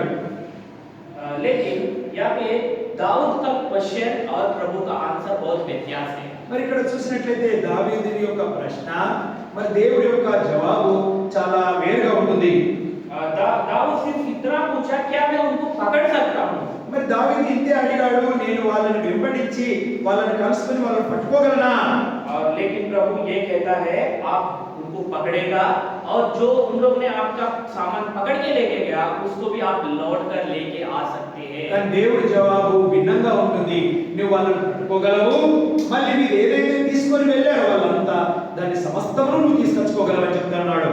आज सुबह के समय में हम लोग एक वचन के ऊपर ध्यान कर रहे थे बेराका में। మరి ఉదయకాలం బెరాకలో ఒక మాట మీద ధ్యానిస్తూ వచ్చినారు. वहाँ पे यहोशुआ के पुस्तक में ऐसा लिखा है, कल के दिन पढ़ेंगे क्या? 3रा अध्याय, यहोशुआ 3रा अध्याय का 5 वचन। యెహోషువ 3వ అధ్యాయము 5వ వచనం समय को बचाने के लिए अपना तेलुगु में पढ़ेगा, हम बस सुनेंगे। యెహోషువ గ్రంథంలో మరాఠీ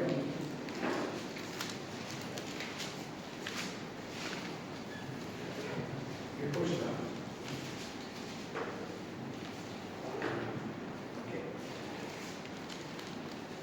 మూడవ అధ్యాయం 5వ వచనం. మూడవ అధ్యాయం 5వ వచనం యెహోషువ గ్రంథం 178వ పేజీ. మరియు యెహోషువ రేపు యెహోవా మీ మధ్య అద్భుత కార్యములు यहाँ पे क्या लिखा है? ఇక్కడ ఏం రాయబడింది? रेबू కల్ రేపు कल। రేపు कल मतलब प्रभु कल जो होने वाला है पहले से बता रहा है। మరి రేపు ఏం జరుగుతుందో దేవుడు ఈ రోజే చెప్తా ఉన్నాడు. हमारा प्रभु का सामर्थ्य ये है। మన ప్రభు దేవుడి యొక్క శక్తి అలాంటిది. हमारे जीवन में कल क्या होने वाला है प्रभु आज बता सकता है। మన దేవుడు మన జీవితంలో రేపు ఏం జరుగుతుందో ఈ దినం చెప్పగలడు. और समझे यहाँ पे दाऊद के जीवन में भी प्रभु वही बता रहा था। మరి దావీదు జీవితంలో కూడా దేవుడు అదే చెప్తా ఉన్నాడు. जाओ, మరి వెళ్ళు, पकड़ेगा, మరి పట్టుకో, जो आपसे उन लोग छीन के लेके गया उनको लौट कर भी लेके आ सकते हो। మీ దగ్గర నుంచి ఏదైతే పట్టుకొని వెళ్ళినారో అదంతా తిరిగి తీసుకొచ్చుకో. आपके शत्रु ने आपके ऊपर युद्ध किया और अपने पति को और बच्चों को लेके गया। अभी मन में क्या ख्याल होगा हमारा? देखो ఇక్కడ చూసినట్లయితే మన ఇంటికి వచ్చారు, యుద్ధం చేశారు, మన కుటుంబంలో మన భార్య పిల్లలు తీసుకొని వెళ్తే మన ఆలోచన ఎలా ఉంటుంది? मार दिए होंगे, మరి చంపేశారేమో. ये उनका दुख हो सकता था। इसलिए प्रभु बोल रहा है जो आपसे उन लोग छीन के गया उसको भी आप लौट कर लेके आ सकते हैं। మరి మనం చూసినట్లయితే దేవుడు దాన్ని క్లుప్తంగా చెప్తా ఉన్నాడు, ఏదైతే నీ దగ్గర నుంచి తీసుకెళ్లారో దాన్ని తిరిగి నీవు అంతా తీసుకొచ్చుకోగలవని. देखो इतना करने का क्या जरूरत है? మరి ఇదంతా జరగడానికి చేయడానికి కారణం ఏంటి? हमारे जीवन में भी ये क्वेश्चन अपने आप को हम पूछ सकते हैं, मेरे जीवन में इतना कष्ट परिस्थिति में गुजरने का क्या जरूरत है? మరి నా జీవితంలో కూడా మనల్ని మన జీవితం పరీక్షించుకున్నట్లయితే నా జీవితంలో కూడా ఈ కష్ట పరిస్థితుల్లో ఉండి వెళ్తున్నాను, ఇది ఏంటిది అని ఆలోచన. आप में से मुझे भी अपने आप को भी मैं एक क्वेश्चन एक सवाल करना चाहता हूँ। మరి మనల్ని మనం ఒక ప్రశ్న వేసుకున్నట్లయితే आप में से कोई भी प्रभु से प्रभु आपने जो ये परिस्थिति मुझे दिया है क्यों दिया करके प्रश्न ये सवाल पूछा कि नहीं पूछा? మరి మన జీవితంలో ఎప్పుడైనా దేవుణ్ణి మన కష్టంలో మనకు వచ్చినటువంటి పరిస్థితిని బట్టి నా జీవితంలో ఇది ఎందుకు అనుమతించావు అని ఎప్పుడైనా అడిగిన వాళ్ళకు ఉన్నామా? कौन कौन सवाल किया ये सवाल? మరి ఇట్లాంటి పరిస్థితి ఇట్లాంటి ప్రశ్న మరి ఎవరైనా అడిగినారా? कोई भी नहीं किया। చేశారు చాలా సార్లు. మనం అలాంటి మనుషులం కాబట్టి అడిగారు, సిగ్గుపడతారు చాలా మంది చెప్పడానికి. कई बार हम सवाल करते हैं प्रभु क्यों ये परिस्थिति में? మనం అనేక సార్లు మనుషులంగా మనం దేవుణ్ణి ప్రశ్నించే వారంగా ఉంటాం. हम पूछते हैं ये सवाल, మనం ఇటువంటి ప్రశ్నలు అడుగుతాం. लेकिन प्रभु का एक योजना होता है। మరి దేవుడు ఒక ఆలోచన కలిగి ఉంటాడు. मुझे एक गाना याद आ रहा है इंग्लिश में। దేవుడు మరొక సోదరుడు ఒక పాట గుర్తుకొస్తుంది. प्रभु मेरे वजह से मेरे ऊपर काम कर रहा है। మరింత దేవుడు నా నా నా గురించి నాపై పని చేస్తున్నాడు. सूरज को, ఆ సూర్యుడిని, पृथ्वी को, మరి భూమిని, सारे सृष्टि को మరి సర్వ సృష్టిని एक हफ्ता में बना दिया। మరి ఒక వారంలో చేశాడు.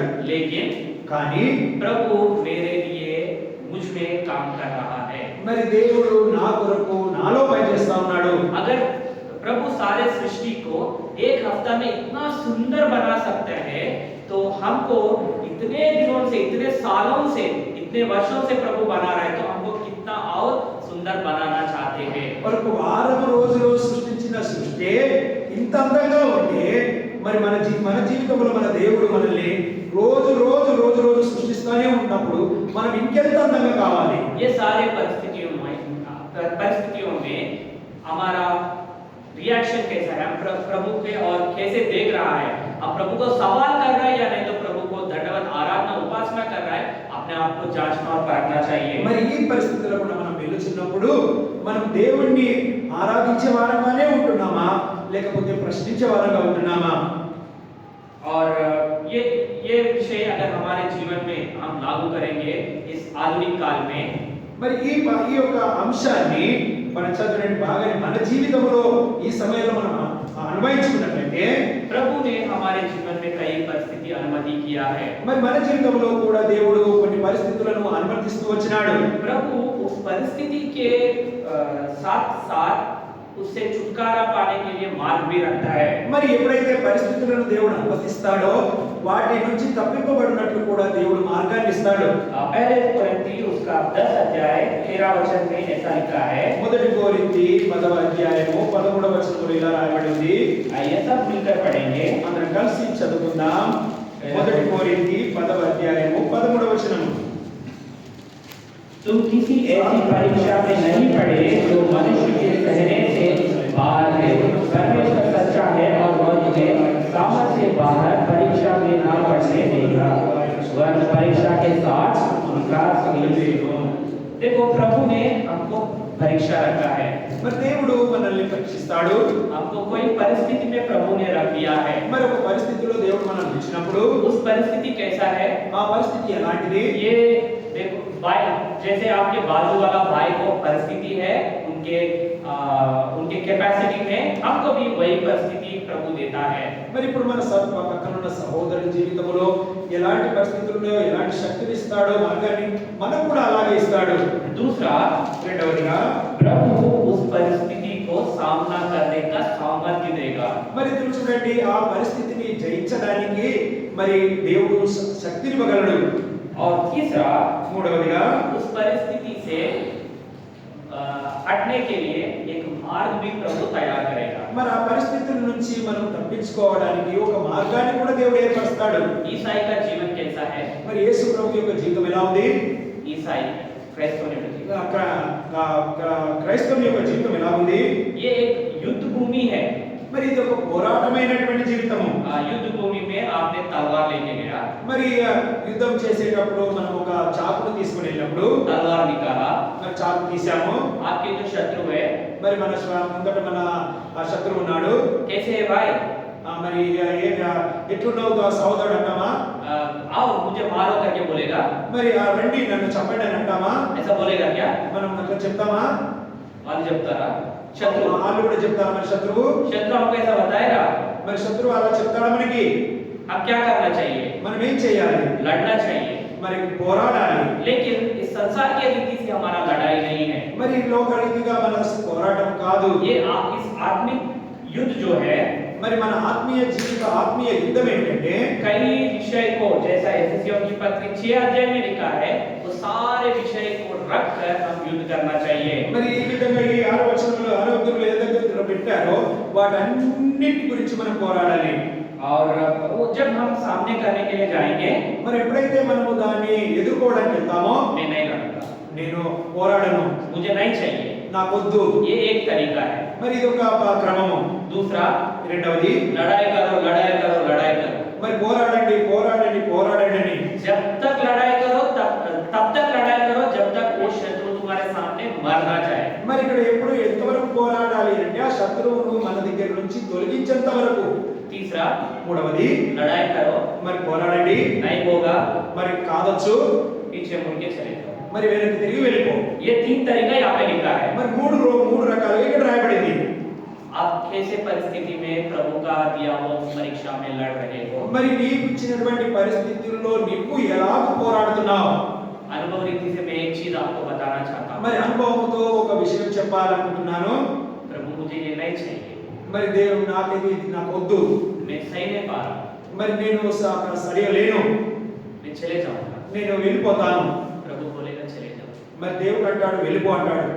दूसरा, రెండవది प्रभु ఆ ప్రభువా मैं ये इसमें इतना ही मेरा ताकत है, उसके बाद मैं नहीं कर पाऊंगा। మరి ఇది ఇంతవరకే నేను చేయగలను, దీని తర్వాత నేను చేయలేను. दूसरा, कुछ और एक जंग लड़ने के लिए मुझे तैयार करो। మరి ఇంకా వేరే విషయాల్లో నేను పోరాడడానికి నాకు వేరే మార్గాన్ని ఇవ్వు. प्रभु वैसे भी सहायता करेगा, మరి ఆ విధంగా కూడా సాయం చేయగలడు. लेकिन కానీ अगर आप प्रभु से बोलेंगे, మరి నీవు దేవుడితో చెప్తే प्रभु मुझे अनुग्रह दो, మరి నాకు కృపనివ్వు, मैं इस जंग को आपका महिमा करने के लिए मैं- लड़ना चाहता हूँ। ఈ పోరాటము నీ మహిమ కొరకు నేను పోరాడుతానని చెప్పగలగా మనం చెప్పగలగాలి.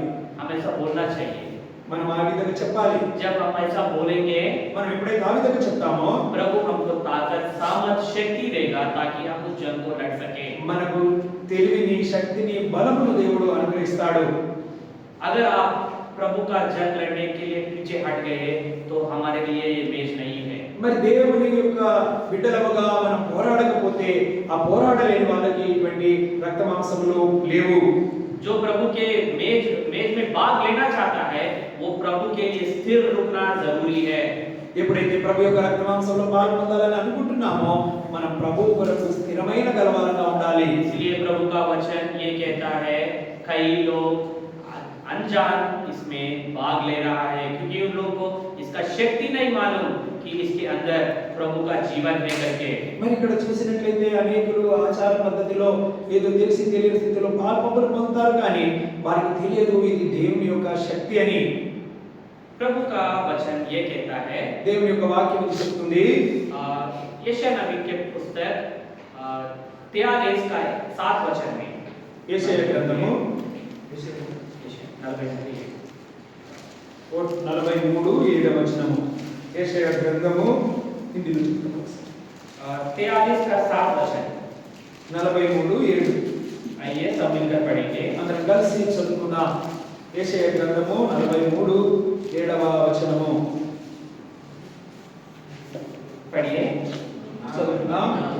हर एक को जो मेरे कराता है जिसको मैंने अपनी महिमा के लिए भेजा, जिसको मैंने रचा और बनाया है। देखो प्रभु ने हमको उनके महिमा के लिए बनाया है। చూడండి దేవుడు ఆయన మహిమ కొరకు మనల్ని చేస్తూ వచ్చినాడు. आपको कौन बनाया? మనకి ఎవరు చేసినారు? कौन बनाया आपको? ఎవరు చేశారు? प्रभु ने बनाया आपको। మనం దేవుడే చేశాడు. कैसे बनाया? ఏ విధంగా చేశాడు? अभी आइए रोमियो की पत्री 9 अध्याय 20 और 21 सब मिलकर पढ़ेंगे। రోమీయులకు రాసిన పత్రిక రండి. రోమీయులకు రాసిన పత్రిక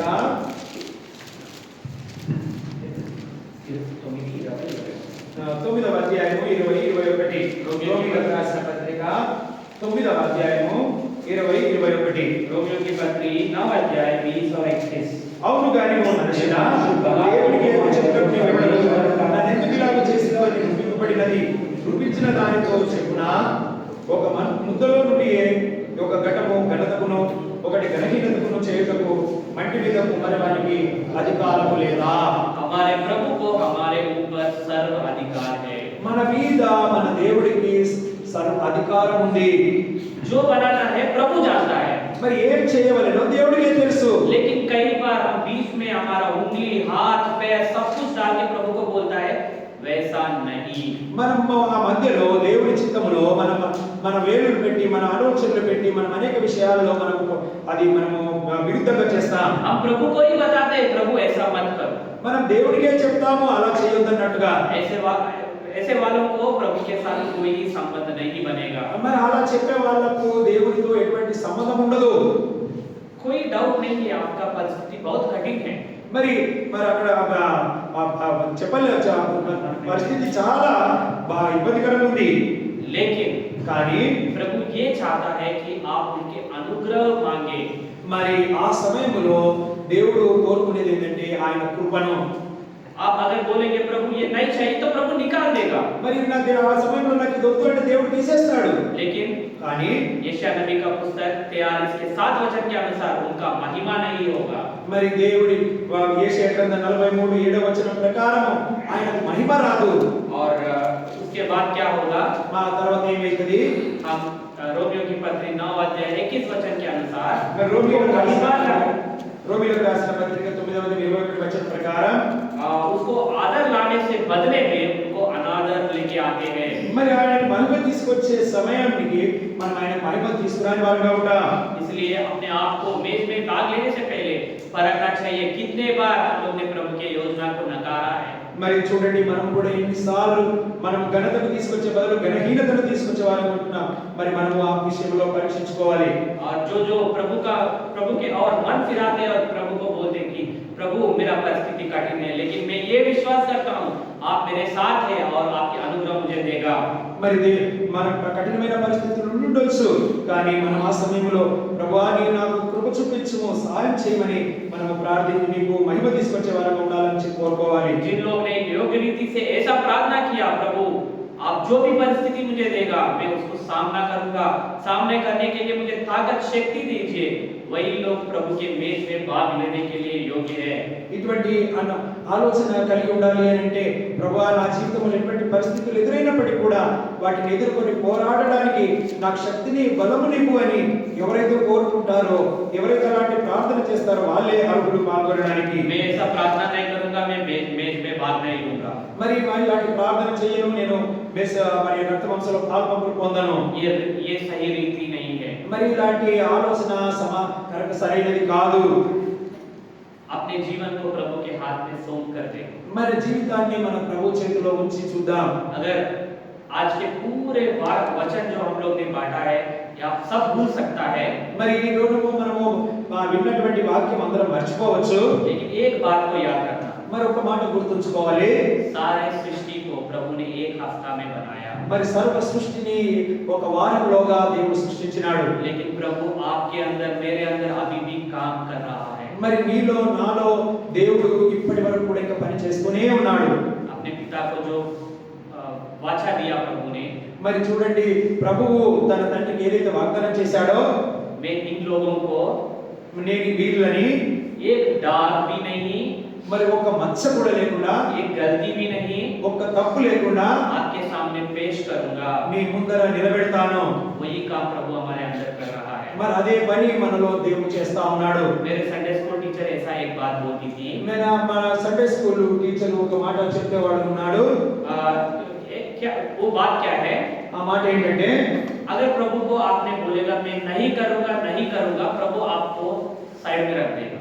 మరి దేవుడు నేను చేయనంటే అప్పుడు నేను పక్కన నిలబెడతాడు. इसलिए प्रभु का बात को मत नकारो, प्रभु का बात को मानकर आगे बढ़ना सीखो। మరి దేవుని మాటను అంగీకరించండి, మరి ఆ మాట ప్రకారం ముందుకు నడవడానికి ప్రయత్నించండి. एक वचन के अनुसार प्रार्थना करके योग्य रीति से हम मेज में भाग लेंगे। ఈ వాక్యానుసారంగా మనం ప్రార్థించి ప్రభు బలలో పాల్గొని పొందుదాం. इस छोटे से वचन को प्रभु आशीर्वाद करे। ఈ మాటలు దేవుడు దీవించును గాక. రండి దయచేసి మోకరించండి. కృపగల నాయన, సజీవుడైన మా తండ్రి, నీ పాదాల వందనాలు స్తోత్రాలు చెల్లిస్తున్నామయ్యా. సాయంకాల సమయంలో ఇక్కడ మేము పేతురు సంఘం ద్వారా నిన్ను ఆరాధించుటకు, నీ రక్తమాంసంలో పాల్గొనుటకు మీరు మాకు ఇచ్చిన ఈ తరుణాన్ని బట్టి, ఈ సమయాన్ని బట్టి నీకు వందనాలు చెల్లిస్తున్నాం. ఈ దిన ఉదయకాలం ఉపవాస కూడికలో కూడా మీరు సహాయపడుతూ వచ్చినారండి. వచ్చిన బిడ్డని జ్ఞాపకం చేసుకోండి, రాలే వారితో మీరు మాట్లాడండి. సాయంకాల సమయంలో కూడా మీ సన్నిధిని ఆరాధించడానికి, మీ రక్తమాంసంలో పాల్గొనడానికి ఎంతమంది సిద్ధపడి వచ్చి ఉన్నారు వారిని మీరు జ్ఞాపకం చేసుకోండి. ఎవరైతే ఇంకా మార మనసు లేక, రక్షణ లేక ఇక్కడ ఉన్నారో వారితో మీరు మాట్లాడి వారిని సిద్ధపరచమని ప్రార్థిస్తున్నాం. విన్న వాక్యంలో మీకు విడిచిపెట్టకుండా మా హృదయంలో భద్రపరచుకోవడానికి సహాయం చేయండి. దయగల తండ్రి, దావీదు అంటున్నాడు, నేను ఎల్లప్పుడూ దాన్ని స్తుతిస్తాను. మరి దావీదు సమస్తమును తిరిగి సమకూర్చుకునేదని సెలవిస్తున్నాను. అవును తండ్రి, మేము ఏదైతే కోల్పోయినామో తిరిగి దాన్ని అంతటినీ సమకూర్చుకున్నటకు, నేను చెప్పిన దానికి విధేయత చూపించి నేను వెంబడించినకు ప్రభు నీ కృప చూపించి మాకు అంతటి ఓర్పును, సహనమును, బలమును, శక్తిని, సామర్థ్యమును అనుగ్రహించమని యేసుక్రీస్తు నామములో ప్రార్థిస్తున్నాము తండ్రి. ఆమేన్.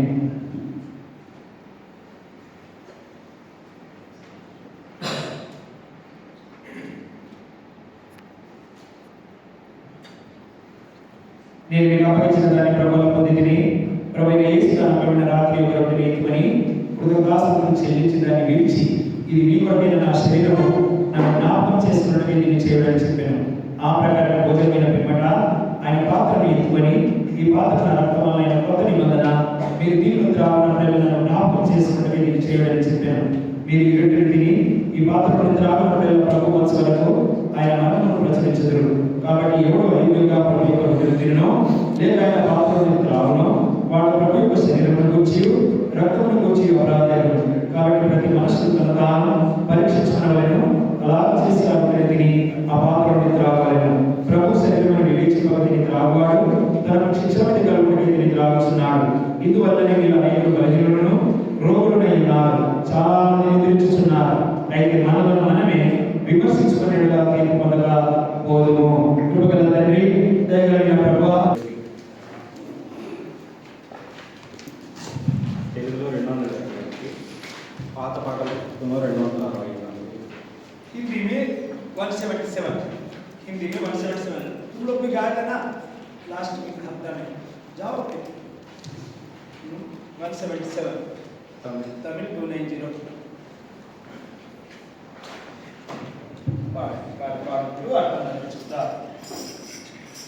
ఉదయించే దివ్య రక్షకుడు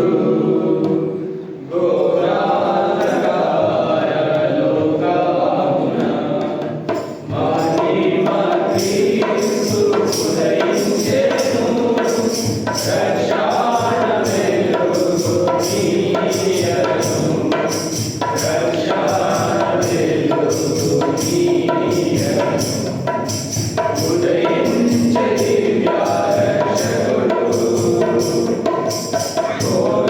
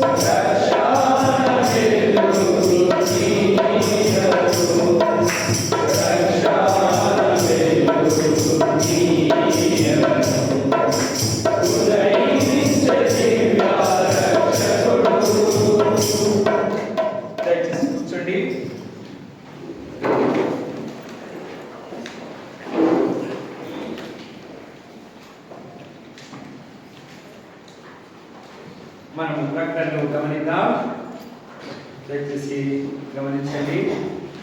మంగళవారం మనకు సంఘ ప్రార్థన 9 నుంచి 10 గంటల వరకు ఉంటుంది. దయచేసి ప్రార్థించి పాల్పంపులు పొందండి. బుధవారము అల్గేలు విషయంలో కూడా అక్కడ సహోదరులు సహకరిస్తూ ఉంటుంది కాబట్టి కొద్ది వరకు కూడా ప్రార్థించండి. గురువారము బైబిల్ స్టడీ 9 నుంచి 10 గంటల వరకు దాని వరకు కూడా ప్రార్థించి పాల్పంపులు పొందండి. మనకి క్రిస్మస్ 25వ తారీఖు ఎప్పుడు వస్తుంది? బుధవారం కదా, గురువారం గురువారం కదా. కాబట్టి ఎవరికి సెలవు ఉండదు, మళ్ళీ మరునాడు డ్యూటీ ఉంటుంది ఆలస్యమైతే. కాబట్టి శనివారం నాడు మనం నకిలో ఉన్న కొద్ది మంది కొరకు మనం అందరం ఇక్కడ నుంచి కూడా వెళ్తాం. అక్కడ కూడా క్రిస్మస్ కూడికను కలిగి ఉంటాం నకిల్లో. మనం అక్కడ హాల్లో, ఆ తర్వాత అక్కడ కూడా భోజనాలు ఉంటాయి. ఇక్కడ నుంచి మనం వంట చేసుకొని తీసుకొని వెళ్తాం. అదే ప్రకారంగా ఆదివారం నాడు 21వ తారీఖు మనం ఇదే హాల్లో 6 గంటల నుంచి 9 గంటల వరకు క్రిస్మస్ కూడికను కలిగి ఉంటాం. ఆ దినం కూడా అందరికీ ప్రేమ విందు కార్యక్రమం ఉంటుంది. ఎవరికి వీలుంటే వాళ్ళు శనివారం రాత్రికి వచ్చినా పర్వాలేదు, నాకు ఈ కూడికకు వచ్చి ఉంటే ఇంకా సంతోషం, రూమ్ ఉంది కాబట్టి ఉదయం నుంచి వంటలు ఉంటాయి. దయచేసి ఎవరికైతే వంటలు తెలుసో సహకరించడానికి ప్రయత్నించండి. ఎందుకంటే ఇదివరకు చేసినటువంటి సహోదరులు అందరూ వెళ్ళిపోయినారు. ఇప్పుడు మరి వంటలు చేయడానికి మీ వంతు పని మీరు చేయాలని కోరుకుంటున్నాం. కాబట్టి దుబాయ్ నుంచి కానీ మన ప్రాంతాల నుంచి కూడా యథావిధిగా సహోదరులు కూడా వస్తారు. కాబట్టి మీరు అందరూ దాని విషయంలో ప్రార్థించండి. మీరు చేయవలసిన పనుల కొరకు మీరు సహకరించాలని కూడా కోరుతున్నాం. ముఖ్యంగా ఎవరైనా సరే బాప్తిసం పొందాలనుకున్న వాళ్ళు, సిద్ధపడ్డ వాళ్ళు, మీరు దయచేసి మీ పేరు ఇచ్చినట్లయితే మీ కొరకు ప్రార్థన చేస్తాము, మాట్లాడతాం కూడా. దయచేసి వీటన్నింటినీ మీరు గమనించుకోండి. సహోదరుడు సుదర్శన్ కుమారుడు కొత్తగా శ్రమికలో ఉంటాడు కదన్న. 17వ తారీఖు నాడు వాళ్ళ కుమారుడు వస్తున్నాడు. ఆయన ప్రయాణం కొరకు వచ్చి ఆయన స్థిరపడడం కొరకు మీరు వ్యక్తిగతంగా ప్రార్థించాలని కోరుతున్నాం. ప్రార్థించుకుందాం, మోకరించండి.